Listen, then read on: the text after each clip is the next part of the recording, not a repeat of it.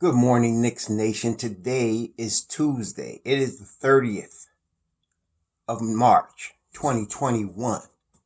I hope you're healthy and COVID-free today and that all your needs are being met, especially food, shelter, and clothing, as well as the aforementioned health, that you are in good health.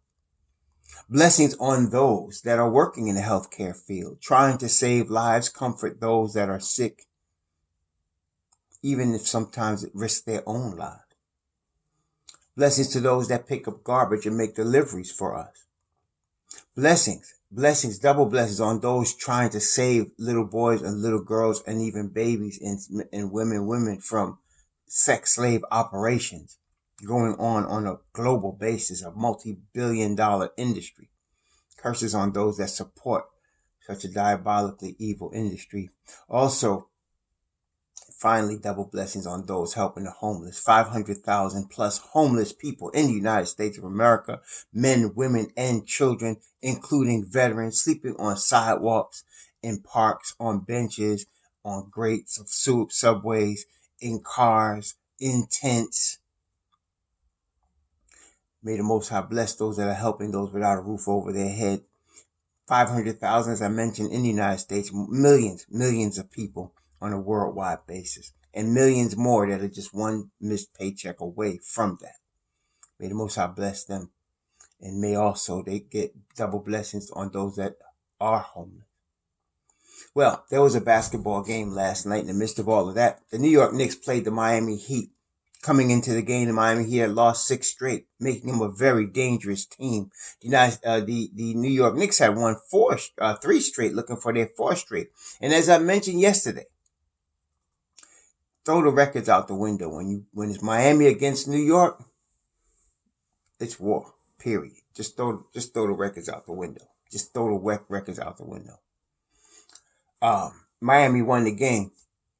And the main reason they won the game, as I seen it, is twofold. Number one, they were just a tougher team. See, the New York Knicks are an up-and-coming team. Okay? This is the first year in long time, at least from 2013, which would make it at least 8 years. But with that blur, it was probably more than that the New York Knicks as a team is known as a defensive team. It's been a long time. The Miami Heat for the last 20 years has been known as a defensive team. This is like ingrained in their culture. That's number one. Number two, and then of course with that, you look at the top 10 defenses in the NBA, points allowed, 3-pointers allowed, points allowed, 3-pointers allowed, defensive rating, generally speaking. Top 10 defensive teams in the NBA, most of them are playoff teams. You might get a couple of anomalies once in a while, but most of them are playoff teams. Okay, so when you get to the playoffs, the teams that are in the playoffs are generally your better defensive teams, and the teams that advance are generally your better defensive teams because in the playoffs, the game slows down tremendously. It becomes more of a half-court game. Every basket, every turnover, every play counts. And the teams that can make stops at big-time moments win games in the playoffs. And so the Knicks have not been there like that. Only, like I said, some of them have been in that situation. Like you have Taj Gibson and Derrick Rose. They've been in that situation before. But Julius Randle and R.J. Barrett have not been in that situation before. Nerlens Noel has. Before he was hurt, Mitchell Robinson had not. So you see, you have a situation where you have an up-and-coming younger team that has never experienced this type of intensity. The Miami Heat, along with the Philadelphia 76ers, and when we come out the All-Star break, what we saw from the Milwaukee Bucks, we could understand this is the toughest defensive team we faced, basically, especially when they play us. That's why I say it was dangerous that they lost 6 straight coming to New York to play us, because the Heat Knicks is always a war. But when the Heat are desperate, you're going to see a high level of very intense defense for 48 minutes. And that's what you saw yesterday. The Heat, for all of the young players that they have on their team, are playoff tested, even like Bam Adebayo, Tyler Herro, Duncan Robinson. Those are the younger players. And they all been baptized in playoff intensity. Okay. Of course, your veterans like your Andre Iguodala, he's old, but he's been NBA, he's been playoff MVPs. He's won rings. He's been in playoff intense games. Okay. So these guys are playoff tested. Last night that showed. Okay. So in a defensive game, and I know a lot of y'all gonna whine about the shooting. And yes, I'm not gonna whine about the field goal. From the field, the Knicks shot 41%. Miami shot 43%. From the 3-point line, the Knicks shot 28%. And Miami only shot 29%. That's a defensive game. That's how defensive games are played. That makes them rough. Okay. As far as that, the only point I would make is I saw RJ get at least three wide open looks from the 3-point line, and he couldn't nail them. And I think the more Miami saw he couldn't hit it, the more they wanted him to shoot it. But that was the only thing. And then, that'll come around or not. But the free throws, oh my gosh, man. See, this is why, y'all who always mentioning players you want the Knicks to draft or you want the Knicks to trade for, please pay attention to the free throw percentages. It's extremely important, especially when you're talking about playoffs. You have to hit a high percentage of your free throws because, again, in a defensive game, points are going to be hard to come by. And so when you get to the line, so they call it free throw, it's a free, you're getting a shot uncontested. You got to hit a high percentage of those. The Miami Heat was 14 out of 17 from the line, 82%. The New York Knicks was 12 of 20, 60%. You're not going to win playoff games shooting 60% from the free throw line. Okay, you just not. And that's not on any particular player. That was a team situation. You cannot miss free throw shots in a tightly contested defensive game. You got to nail your free throws.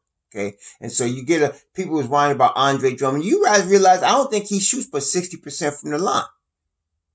And that's on a good night.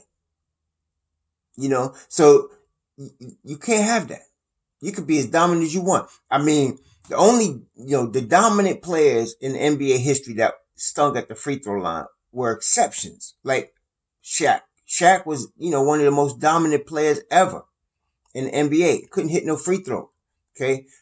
Fortunately for him, he was so dominant, on every other area of the basketball court that, it didn't matter. But then again, they did lose some close series. The Los Angeles Lakers, I say, did against Chicago, against Detroit, because they couldn't hit any free throws. Okay. So even with great plays like that, it cost them. Even with champions. The other one is Wilt Chamberlain, who averaged 50 points a game, who averaged almost 30 rebounds a game in a season. And even when he was in his mid-30s, averaged 20 boards a game. Terrible free throw shooter. Okay. He won 2 rings in his life, but both of those times he was surrounded with tremendous shooters. Okay. But those are exceptions. Most of the time, you got to hit your free throws. You want to win basketball games, you got to hit your free throw. All right. And so that was, to me, a major factor in the Knicks losing the game last night. And another one that was bothering me from the opening minute. When you start, you can start to see the team that's going to be in the game by the 50-50 balls. The 50-50s. For those that don't know what 50-50s, the ball's loose. It's either like loose off a rebound, off a steal, or somebody is turning it over, bobbling it, where it's up for grabs, where either team has equal chance of getting the basketball in that situation. That's called a 50-50 ball. Either team has equal chance. The ball is loose. Okay. Nobody has possession. And so basically those are where your hustle plays comes in. And like the other night, when the Knicks played Washington, the Knicks were getting all the 50-50 balls against Washington. And that's one of the reasons they beat them. Okay. But last night, the Miami Heat were getting all the 50-50 balls, man. It was killing me because that's determined. You're playing in the NBA. The NBA, okay, the greatest basketball league in the world, the greatest basketball players in the world, the most skilled, the most athletic basketball players on the planet. Okay. So if you give any NBA team extra possessions, okay, that's an advantage on the high level of ball that they play. All right. So when you get your 50-50 balls, whoever's getting them are getting extra possessions. So that the team that doesn't get the 50-50 balls has to be that much more efficient when they do, have their offensive team in order to make up for that. On one possession, I think Miami had like 4 shots at the basket. And the Knicks a couple of times would have the ball, lose it, and Miami would scramble and get it. I mean, I've seen the Knicks do this to other teams, but last night the Heat was doing it to us. And so, that's why it was a major. And so you kind of measure that in part. That is measured in part on offensive rebounds. Okay.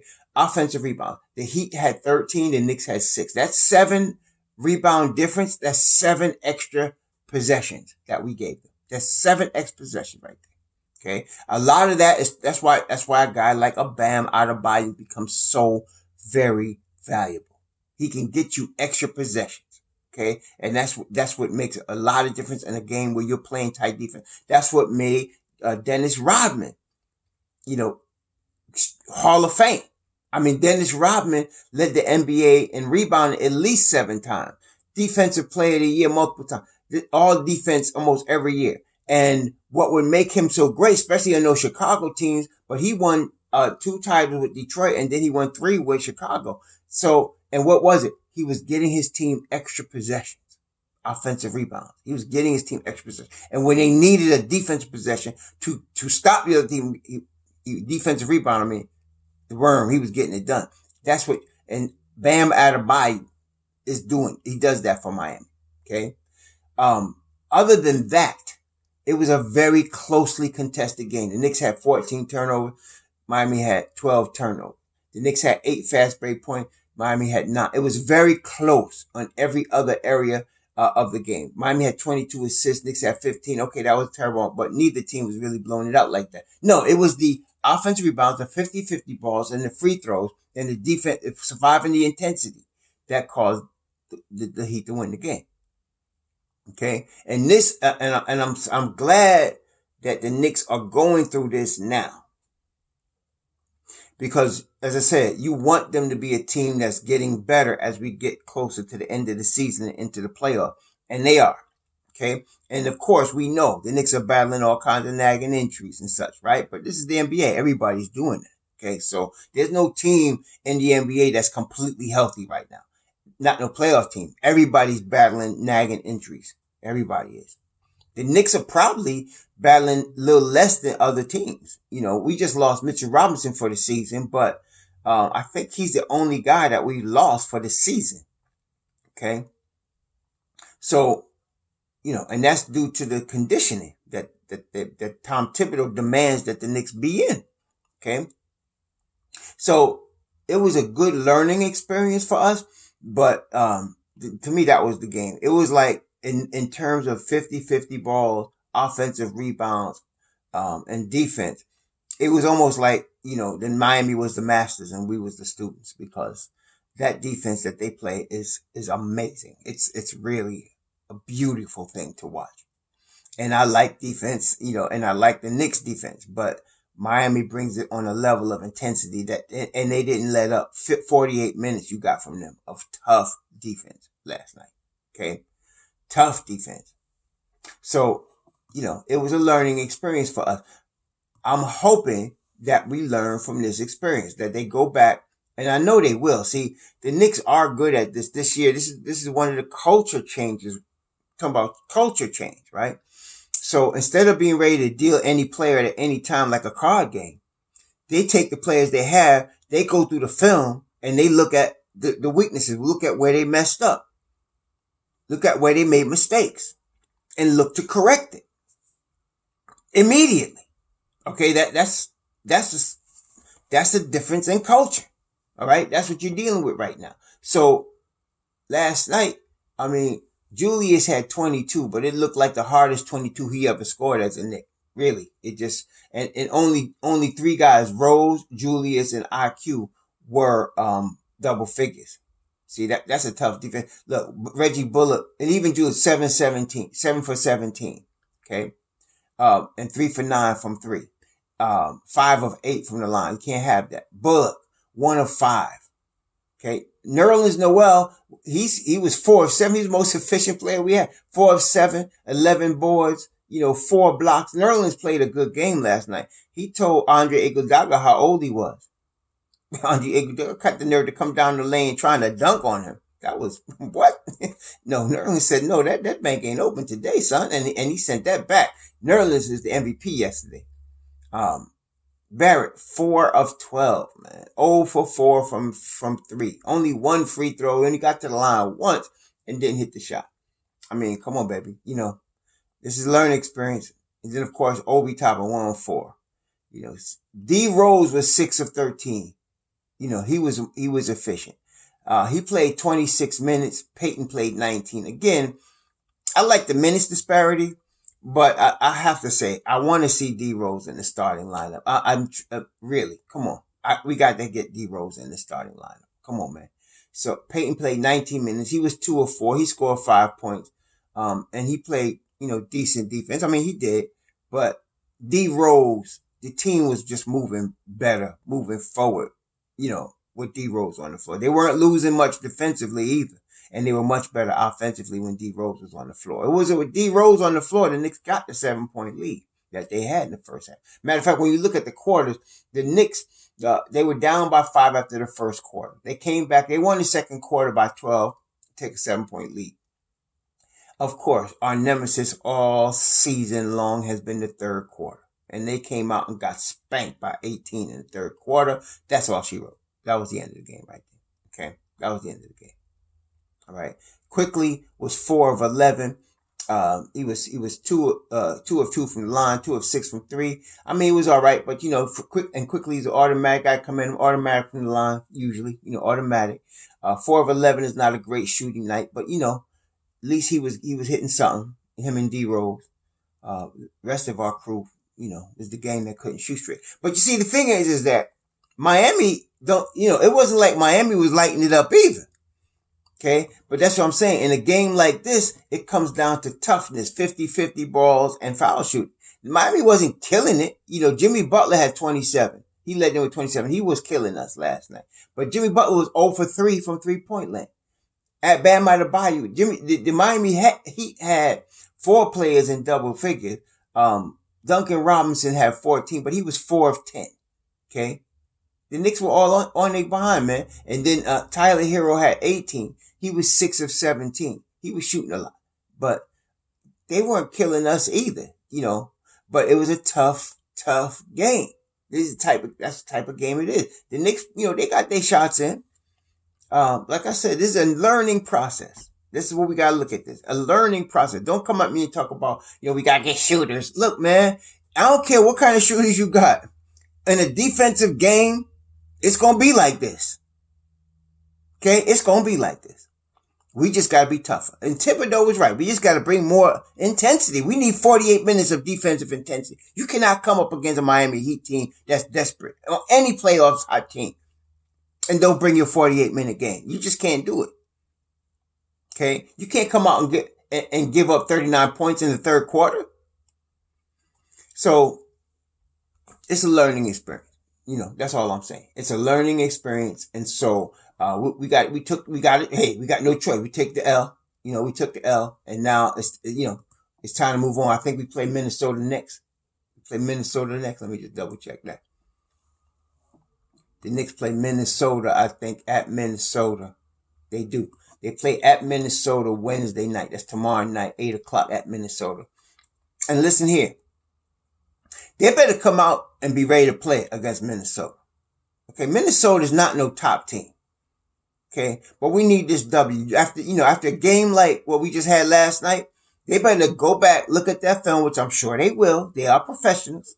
And they're going to go back, look at that film, and take everything they learned out on their next game and play that 48 minutes of good basketball against Minnesota. That's what they need to do. Okay, so, and not only that, we were fortunate. You know why we're fortunate? The Knicks are still tied for the 4th seed, believe it or not, because a lot of the opponents that that are trying to get that 4th seed also lost last night. So we got over a little bit, and that's another thing that's good for us. Had a 2-game cushion in terms of the over 500. There was 2 games over 500. It was good because we needed that cushion. Because last night, you see, Indiana lost, Boston lost, Atlanta lost. We had a very fortunate turn of events.